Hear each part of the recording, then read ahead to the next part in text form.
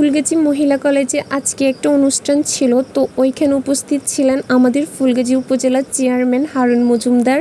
তো হারুন মজুমদার, ওনাকে নাম ধরে এভাবে ডাকতে আমার কেমন একটা জানি লাগতেছে, কারণ উনি তো বয়সে আমাদের থেকে অনেক বড় হবে, তাই ওনাকে আমি ভাইয়া বলেই সম্বোধন করব।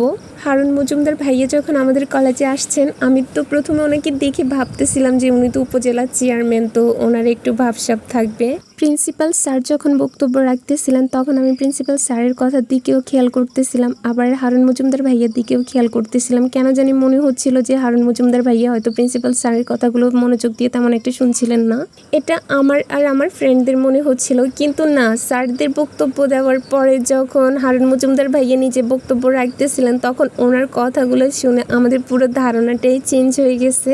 উনি স্যারদের প্রতিটা কথাই কিন্তু মনোযোগ সহকারে শুনছেন এবং প্রতিটা কথার উত্তর কিন্তু পুঙ্খানুপুঙ্খভাবে দিয়েছেন।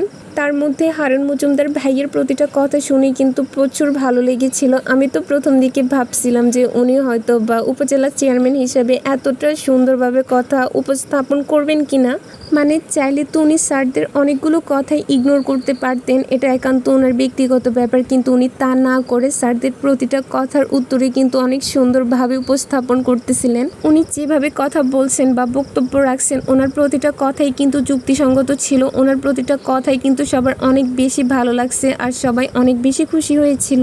আসলে সত্যি বলতে এরকম একটা উপজেলা চেয়ারম্যান থাকাটাই দরকার, কারণ যে কিনা সব কিছুর একদম ভালোভাবে খেয়াল রাখে। উনি যেভাবে কথাবার্তা বলে সবাইকে আশ্বস্ত করছেন, ওইভাবে যদি ওনার কথাগুলো উনি রাখেন তাহলে কিন্তু সবাই অনেক বেশি খুশি হবে আর ওনার কিন্তু সুনামটাও আরও অনেক হারে বৃদ্ধি পাবে। ওনার একটা কথা সবার অনেক বেশি ভালো লাগছিল, উনি বলছিলেন যে আমি শুধু চাল ডাল আর টিন দেওয়ার জন্য চেয়ারম্যান হই নাই, আমি কিন্তু সব কিছু ভালোভাবে রক্ষণাবেক্ষণ আর দায়িত্ব কর্তব্য পালন করার জন্য চেয়ারম্যান হয়েছি, এই টাইপের কিছু কথা বলছিলেন। আরও অনেক ভালো ভালো কথা বলছেন। দেখা যাক ওনার কথাগুলো কিভাবে বাস্তবায়িত করেন উনি।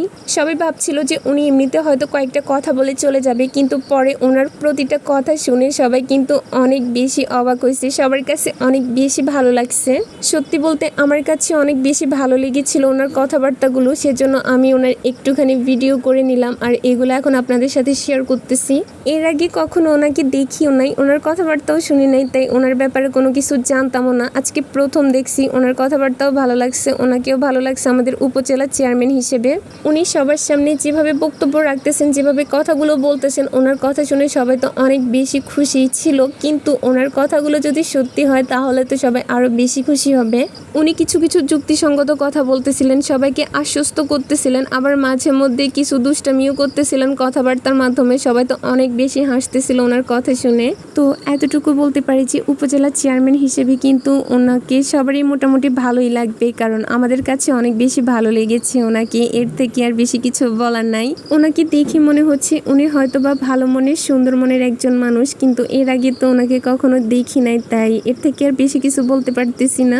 এই পর্যায়ে একটা কথা বলবো, ক্ষমতা প্রতিপত্তি এগুলো কিন্তু মানুষের মধ্যে সারা জীবন থাকে না, আজ একজনের আছে কাল অন্যজনের হবে, শুধু থেকে যাবে ভালো কাজ আর ভালো আচরণগুলো সারা জীবন মানুষের মনের মধ্যে।